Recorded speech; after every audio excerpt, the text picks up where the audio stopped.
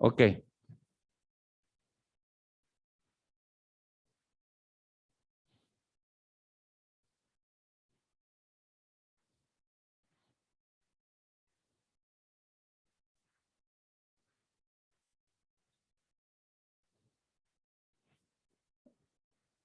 Muy bien, entonces vamos a dar inicio a la clase que corresponde a este día miércoles y recordando un poquito lo que estuvimos viendo en la reunión anterior, hablamos de las consecuencias políticas en el sindicalismo acá en El Salvador.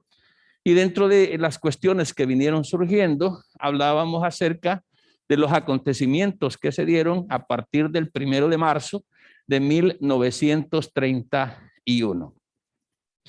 ¿Qué fue lo que sucedió entonces por ahí, por esas fechas?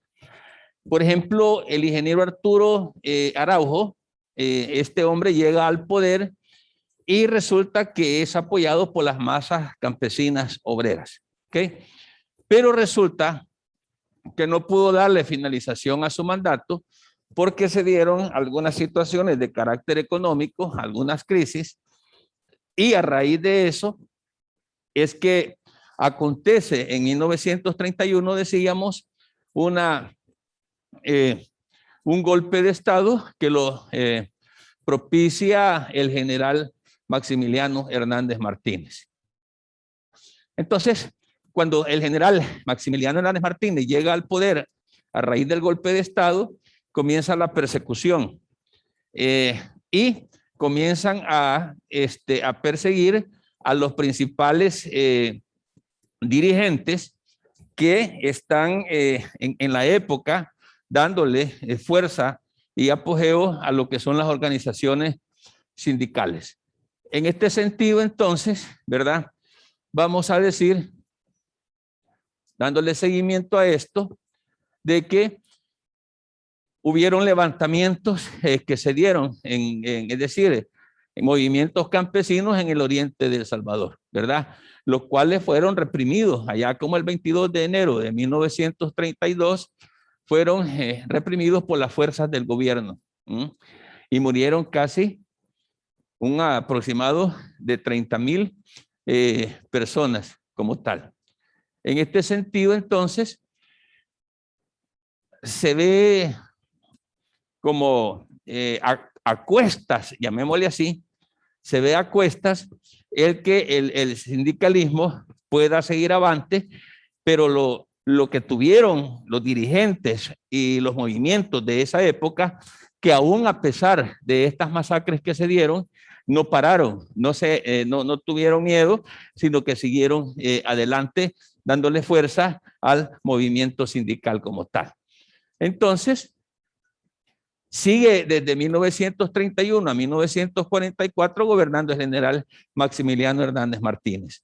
Y en el gobierno de este personaje siguieron, pues, ¿verdad? Las persecuciones y las torturas, cárcel, muerte de obreros y campesinos, ¿ok? Que en ese tiempo estaban levantando luchas para que el movimiento sindical tuviese siempre vida y que se fuera pues acrecentando y posesionándose en el momento. Por consiguiente, estos fueron reprimidos, ¿verdad? También, no solamente por el general Maximiliano Hernández Martínez, sino que fueron reprimidos también por los patronos de la época. Les comenté la vez pasada, en la clase anterior, que hablar hoy de sindicatos, el juzgado ahí, el centro judicial tiene esos sindicatos, ¿verdad? Sindicatos de trabajadores del órgano judicial. Entonces ellos, hoy en la actualidad, pueden parar, cerrar los portones, porque así lo hacen, ponen pancartas, ¿verdad?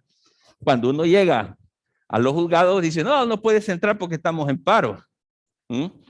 Se suspenden las audiencias X, Y, Z, y nos ha tocado regresarnos.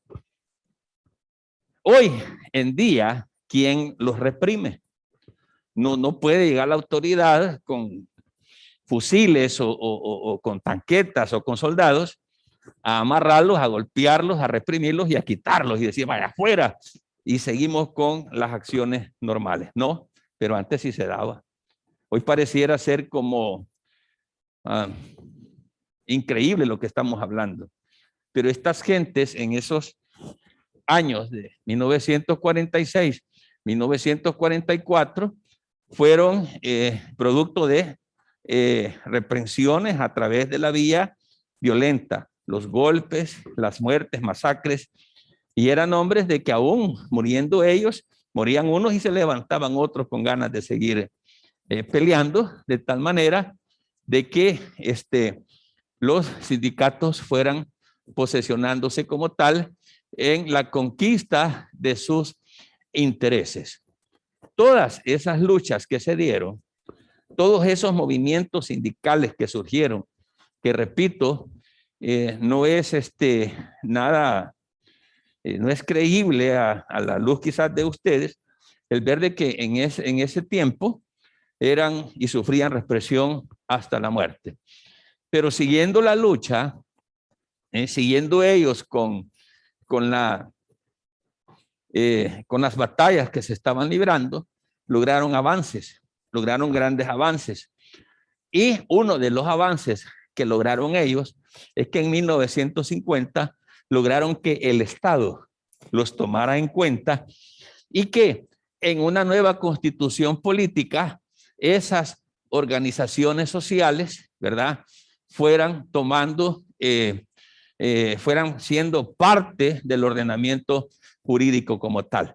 Por consiguiente, ¿verdad?, fue que en la redacción de una nueva constitución política, esos sindicatos que se llaman organizaciones sociales, no abandonaron ni de día ni de noche el Salón Azul de la Asamblea Legislativa. Lograron la inclusión en uno de los capítulos sobre el trabajo y previsión social. ¿Sí? Era una lucha y era un triunfo y era una prestación que ellos estaban conquistando.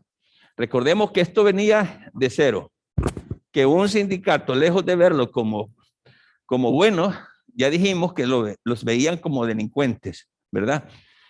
Lógicamente, quien veía eso de la manera como tal, eran los patronos que no les convenía tener fuerzas sindicales en sus lugares de trabajo. Y los patronos, la empresa privada, los capitales, siempre han estado de la mano con los gobiernos. Siempre. Siempre los gobiernos, aquí en El Salvador y en el mundo entero, siempre han estado más en pro de los grandes productores y no de las clases trabajadoras. Todo político, oiga bien, esto no es nuevo lo que voy a decir. Desde antes, desde siempre, todo político al llegar al poder, llega ofreciéndole al pueblo garantías, prestaciones, mejoras, trabajo, aumento de salario, vida digna. Eso es lo que le dicen al pueblo. El pueblo vota, los elige, pero estando ellos ahí, siempre la realidad ha sido de que ellos han protegido más las fuerzas productivas que las luchas de los trabajadores. Entonces, resulta que en ese año de 1950 se logró que se incluyera un capítulo en la Constitución Política de El Salvador con relación al trabajo y la previsión social. ¿Ok? Entonces, se consagró el trabajo como algo sagrado dentro de la Constitución y también lograron el derecho a formar sindicatos, o sea, algo nuevo, no era posible, a formar sindicatos, ¿verdad? Que logrando la instalación a través de la Constitución de los sindicatos, se perseguía alcanzar prestaciones dignas, por ejemplo, salarios iguales para todos. De hecho, hay principios, que los vamos a ver más adelante, que el salario debe de ser de forma igualitaria. Si un operario mueve esta máquina y el otro operario mueve la misma máquina y hacen la misma producción, entonces no pueden tener como salarios diferenciados. A diferencia de que si ganaba 350 y ya le aumentaron 400 por la cantidad de años laborados, ya son prestaciones adicionales que van consiguiendo como tal. Pero a través de la Constitución de 1950 se da ese boom, ¿ok? Que por primera vez se reconocen a los sindicatos como tales y la previsión social, que dijimos en la reunión anterior de que la previsión social no era más que esos derechos que se alcanzan para prevenir a futuro las incapacidades de los trabajadores que durante toda la vida han dado su fuerza de trabajo, han prestado su fuerza de trabajo, y que por vejez o que por invalidez no puede el patrón decirle: tú ya no me sirves, te vas para tu casa y muéranse de hambre tú y toda tu familia. Eso no es posible. Entonces, para eso es que se habla de la previsión. ¿Para qué? Para poder prevenir esos momentos de invalideces o la muerte, ¿verdad? O la vejez de un trabajador, para que la familia no quede desprotegida a través de las pensiones. Ahí es donde se empieza a hablar de previsión social. En este sentido, entonces, ellos logran formar, ¿verdad? Logran que en la Constitución se formalicen los sindicatos, que la ley, que la Constitución los tome en cuenta como organizaciones profesionales. ¿Qué es lo que se logra entonces con ello? Se logra que dentro de la Constitución se hable de una tarea igualitaria, de salarios lógicamente igualitarios. Ahí ganan, mire, avanzan con relación a lo que es el aguinaldo, ¿ok? Semana laboral de 44 horas, pago de horas extras, descanso semanal.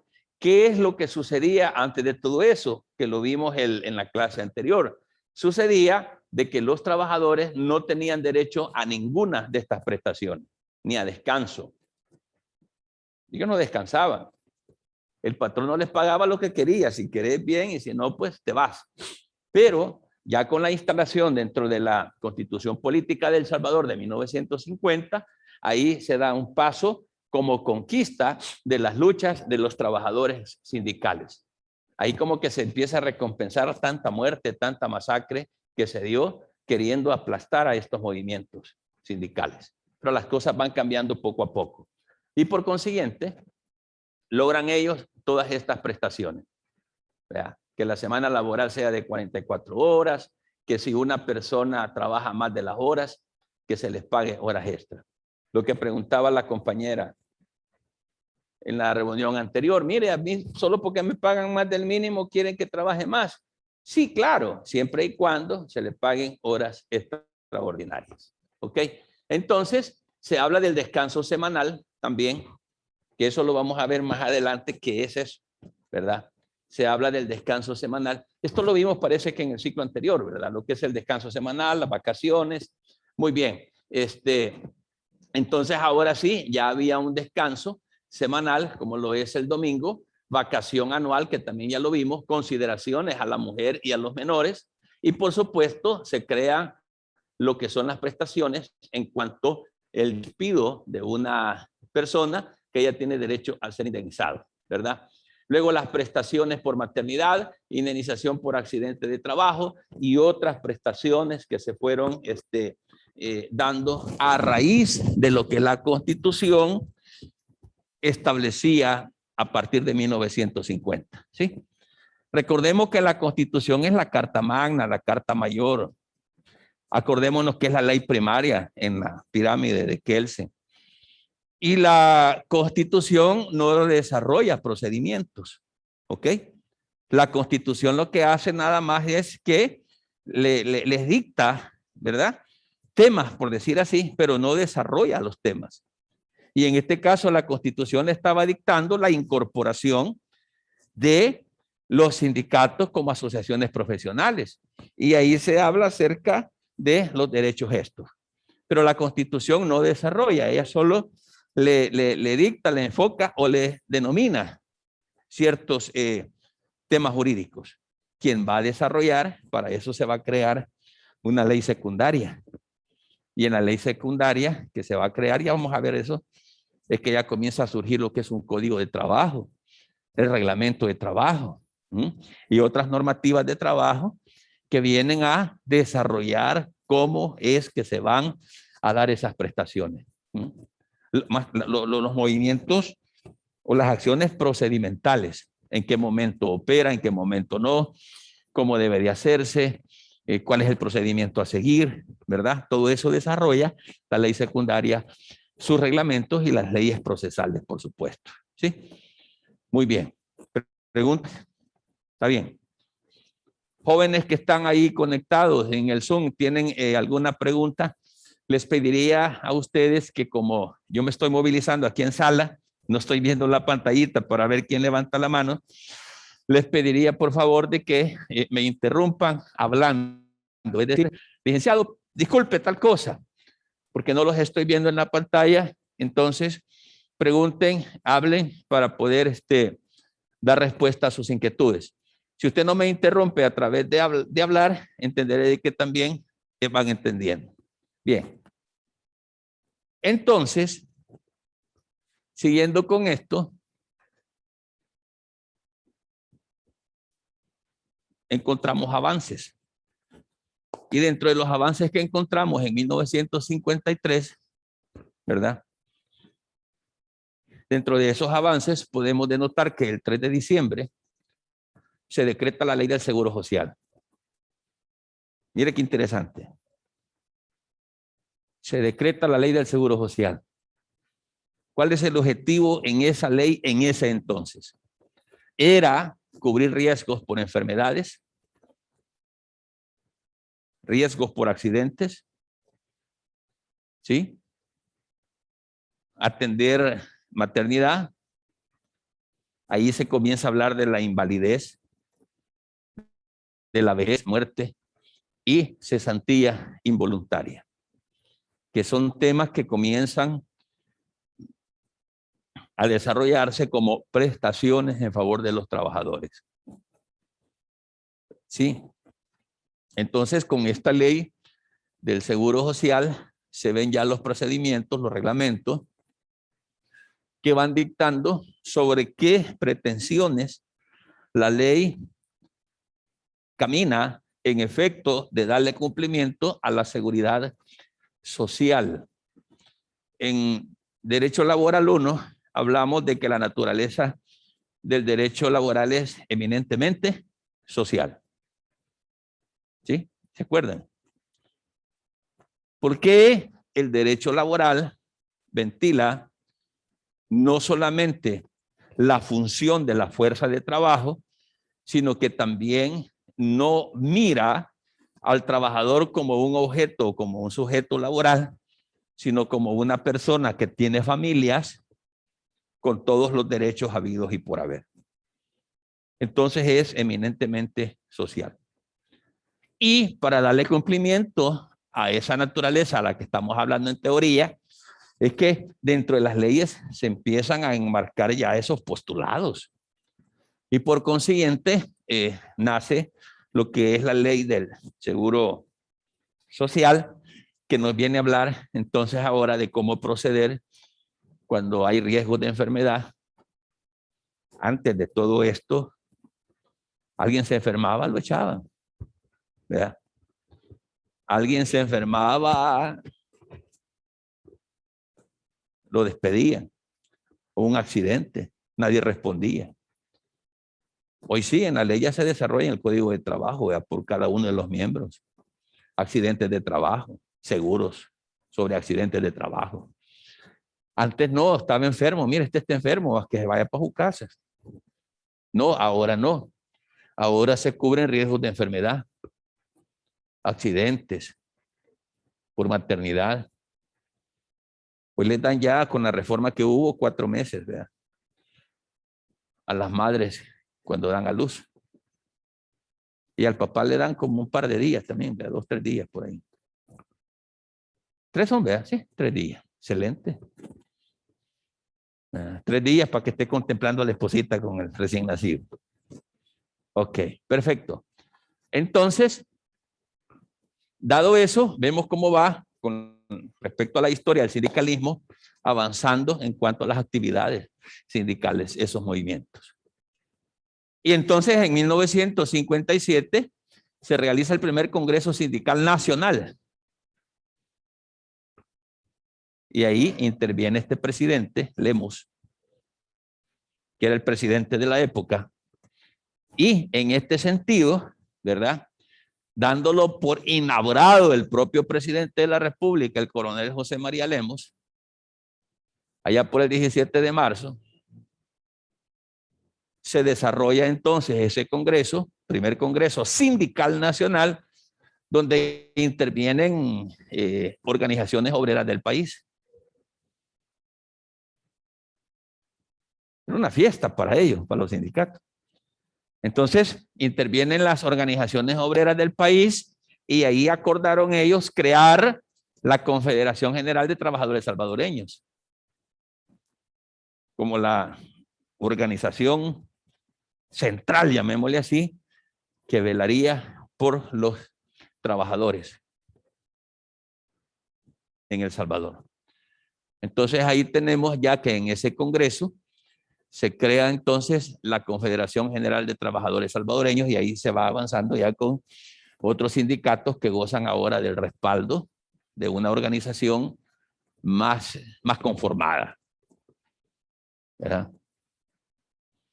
Pero luego, caminando en el tiempo, en 1967, encontramos también, ¿verdad?, que el general Fidel Sánchez Hernández, cuando él llega a ser presidente de El Salvador,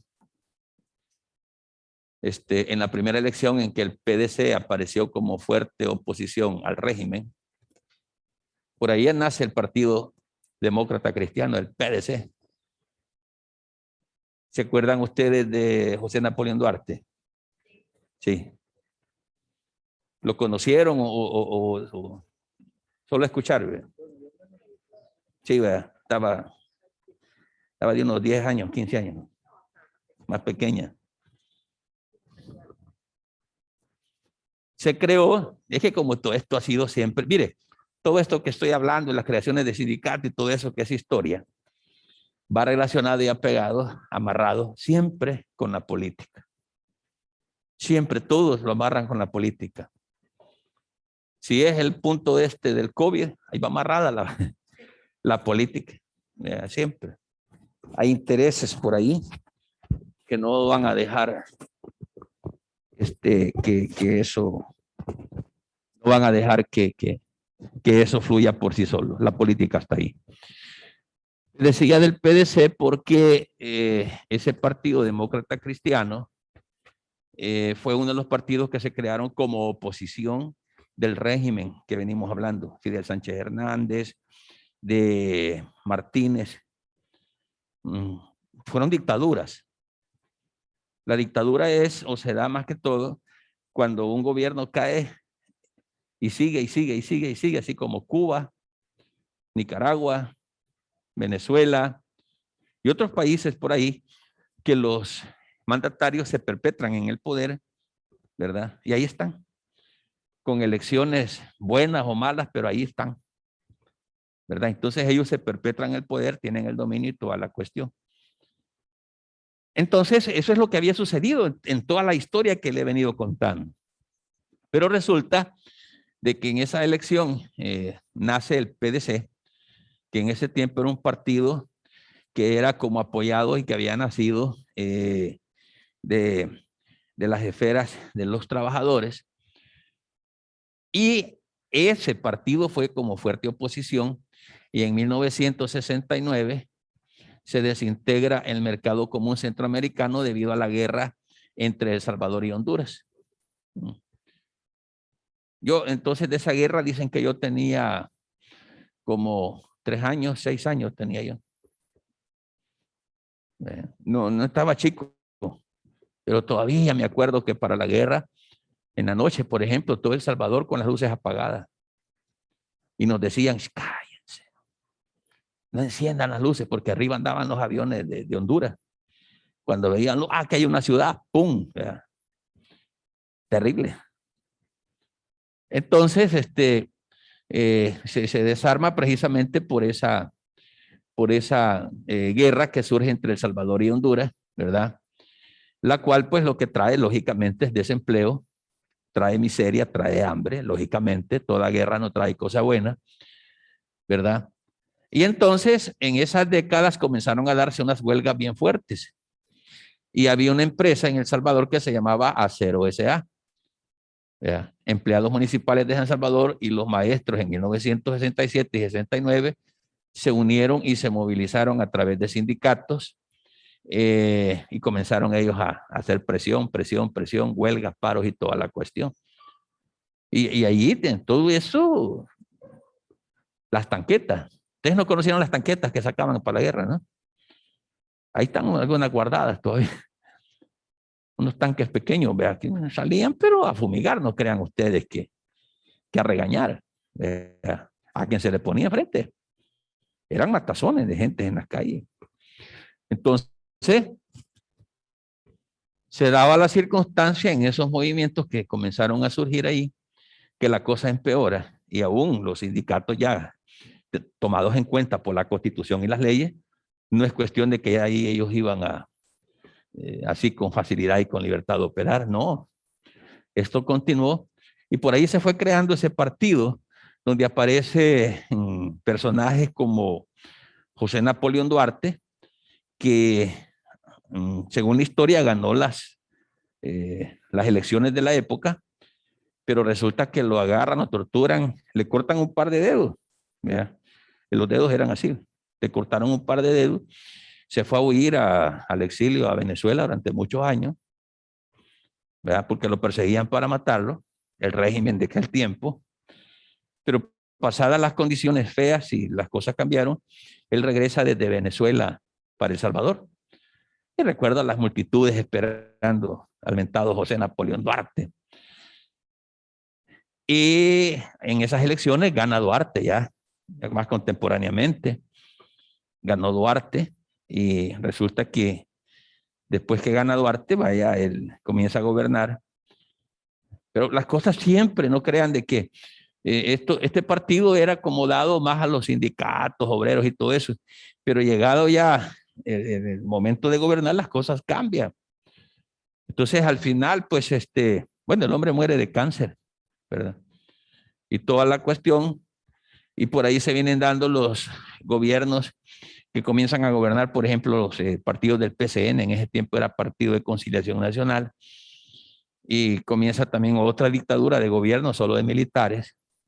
Ahí estaba coronel Armando Molina, varios coroneles, que al final les dan golpe de Estado y se sienta una junta de militares a gobernar el país en ese tiempo. Y de ahí pues que ya se habla acerca de elecciones libres y toda esa situación. Es que en ese tiempo después llega el Partido Arena al poder, que estuvo 20 años y así han ido la historia. Después vienen los acuerdos de paz, que todo esto tiene que ver con eso, porque todo se originaba porque ellos siempre reclamaban la desigualdad social en las luchas sociales, reclamaban siempre de que las prestaciones no se les daban, que siempre habían situaciones que violentaban a los trabajadores, maquilas en El Salvador donde, según dicen, los patronos hasta les pegaban a las muchachas que estaban en las máquinas ahí trabajando, los chinitos, dicen, y todo eso. Y entonces ahí pues se agudizaron todo este tipo de situaciones y ahí viene caminando pues siempre batallando los sindicatos para posesionarse y mantenerse dentro del espectro nacional, ¿verdad? Librando las batallas siempre para que los trabajadores salvadoreños se organicen, ¿sí? Y se le ponga fin a un sistema de racismo, se le ponga fin a un sistema de clases, la lucha que se le ponga fin a las clases sociales donde unos están sobre otros y como dijo aquel pensador, el hombre es el lobo del hombre, ¿verdad? Entonces, todas esas situaciones se vinieron dando de tal modo pues de que la cuestión no era como tan sencilla, aún estando ya en leyes, ¿verdad? Que se fueron creando, fueron en avanzada. Y aquí tengo cómo es que se fueron formalizando algunas organizaciones como la Confederación de Obreros de Centroamérica, Federación Regional de Trabajadores. En estos años se fueron creando todos estos, ¿verdad? Y aquí vemos algunos sindicatos que todavía por ahí andan. Federación Sindical de Construcción y Transporte, ¿verdad? FESTRAS, Federación Sindical de Trabajadores Salvadoreños, y así sucesivamente, 1972, 77. Por ahí se crea, esto lo puse así, que se diferenciara, FENASTRAS, Federación Nacional de Sindical de Trabajadores Salvadoreños, que se dieron, aquí se dio algo, no sé si ustedes oyeron acerca de una dinamita, una bomba que fueron a poner al local de FENASTRA, donde había una dirigente que se llamaba Febe, famosa en aquellos tiempos de la guerra. Aquí estamos hablando en pleno ya tiempo de guerra y todo eso, donde llegaban por ahí pues a poner bombas a los establecimientos sindicales. Este sindicato de FENASTRAS estaba frente al ex mercado Cuartel, que le dicen. Allá hay una iglesia del Cuerpo de Cristo. Ahí antes era la sede del sindicato. Entonces llegaron y borbandearon y se puso seria la cuestión. Así de fácil. A tirar bombas y toda la cuestión. ¿Vea? De ahí pues los coches bombas, las persecuciones que de repente seguían a un fulano, lo mataban, amanecía muerto, tantas cosas que se dieron, librándose todas estas luchas de creación y de mantenimiento de los sindicatos, ¿verdad? De ahí pues entramos a lo que es el derecho de asociación profesional, que ya lo vemos marcado en el artículo 47 de la Constitución. ¿Ok? Esta clase llega hasta las 5:40, ¿ven? 50, ¿no? Aguantan hasta los 50. Sí, bueno. Vámonos. Vámonos. Ok. Entonces, ese derecho de asociación profesional ahora lo vemos en el artículo 47. No sé si andan por ahí en la Constitución, en el teléfono, en algo físico. Vamos a ver. Vean cómo ha venido evolucionando esto históricamente los sindicatos hasta llegar a formar parte ahora del ordenamiento jurídico, en primicia constitucional, lógicamente, y después a través de las leyes secundarias que son las que desarrollan el tema de esa clase de derecho. ¿Ok? Leámoslo, por favor.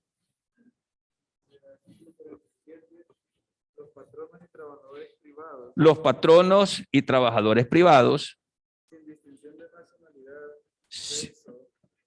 sin distinción de nacionalidad, sexo, raza, credo o ideas políticas, cualquiera que sea su actividad o naturaleza, o el trabajo que realicen,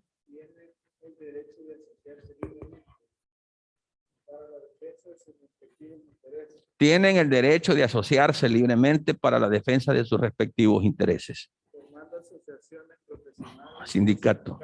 Ok. Formando asociaciones profesionales o sindicatos. La ley primaria, la Constitución, lo regula y por consiguiente está ahí el derecho a la asociación profesional. Cierto grupo de trabajadores de X empresa, según lo que acabamos de leer, tienen el derecho de reunirse. La empresa El Marañón, vaya. La empresa El Marañón tiene un montón de trabajadores y entonces viene un fulano y les dice a los demás compañeros, muchachos, ¿qué les parece si hacemos un sindicato en esta empresa? ¿Están de acuerdo todos? Sí, estamos de acuerdo. Lo que él está diciendo es un derecho constitucional. Él tiene el derecho, los compañeros tienen el derecho a asociarse. Pero alguien, usted parece que dijo en la clase anterior acerca de y el dueño de la empresa El Marañón, ¿qué cree que va a decir o va a hacer?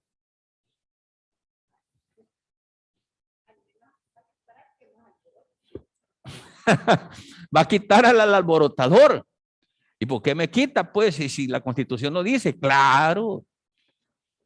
Es un derecho constitucional que tiene toda persona de asociarse en sindicatos, asociaciones profesionales en una empresa determinada. Ya lo vimos ahí como tal en el artículo 47. Pero aún siendo ese derecho, no crean ustedes que es fácil. que los patronos se dejen. Hay empresas donde no hay sindicato.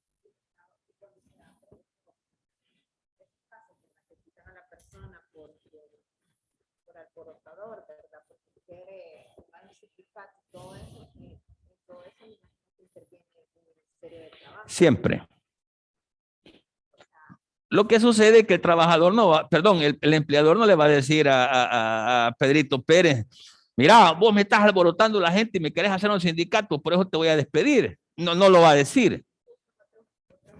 Claro. A los días calladamente lo llaman, mira, Pedrito, ya no vas a trabajar con nosotros porque fíjate que esta área productiva ya casi no nos da. Entonces estoy recortando personas. Te voy a dar, le sale mejor. Te voy a indemnizar y te vas. Así. Ya le pone otro motivo. Porque en principio no se puede despedir. ¿Sí? No se puede despedir en principio. Pero cuando se despide, que sea por responsabilidad del patrono, el patrono está en la obligación de indemnizar. Entonces, ¿qué es lo que hace un patrono?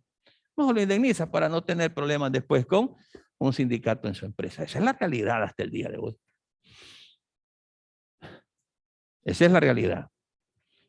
Entonces, lo que hacen es despedir a este por revoltoso. ¿Verdad? Ahí conocí una empresa, parece que les comenté en la reunión anterior.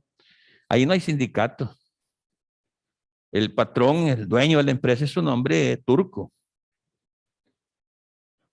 Y llega un fulano y le dice, mire, fíjese que los compañeros me están diciendo de que, fíjese que en los turnos que nos ponen existe este y esta inconveniencia, que mejor por qué no los turnos no sean de tales horas a tales horas, porque habían turnos de día y de noche.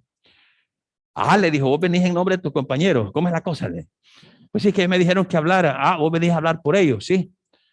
Ah, ya te voy a resolver. Viene el patrón y le dice al contador, que era el que, además de ser contador, tenía el control sobre todo ahí, la dirección, el mando, como que fuera gerente. Mira, y no, está en tales máquinas. Mira, si el sábado me lo liquida y que se vaya. Esto me suena a sindicato, estos babosos, que se vayan. Dice, así en esos términos. Entonces se llegó el sábado porque pagaban, hay empresas que pagan semanal, ¿verdad? Otros pagan quincenal y otros a los 30 días. Se llegó el sábado y le dice, mira, este es tu salario y vos tenés tanto tiempo de trabajar acá, te voy a liquidar. Hey, Maitri, ¿por qué? Que no sé qué. No, es que estamos haciendo por ahí algunas reorganizaciones. ¿Vea? Una reingeniería industrial. Así es que aquí está tu tiempito, Tomás, quedas despedido. ¿Sí? Por el tema del sindicato. No es tan fácil. No es tan fácil. Entonces, hay aquellos valientes que se tiran, ¿verdad? Entonces, vemos ahí el derecho de asociación, ¿verdad? ¿Qué es lo que busca el derecho de asociación? Busca organizar a los trabajadores. ¿Para qué busca cuidar? ¿Para qué busca organizar a los trabajadores? Para cuidar y elevar a la persona humana en sus niveles de dignidad. Porque la idea de un sindicato es buscar las mejoras. Buscar mejoras, correcto. Así. A efecto, pues, de mejorar las condiciones de trabajo. Porque hay patronos que no van a estar gastando más de lo que ellos gastan.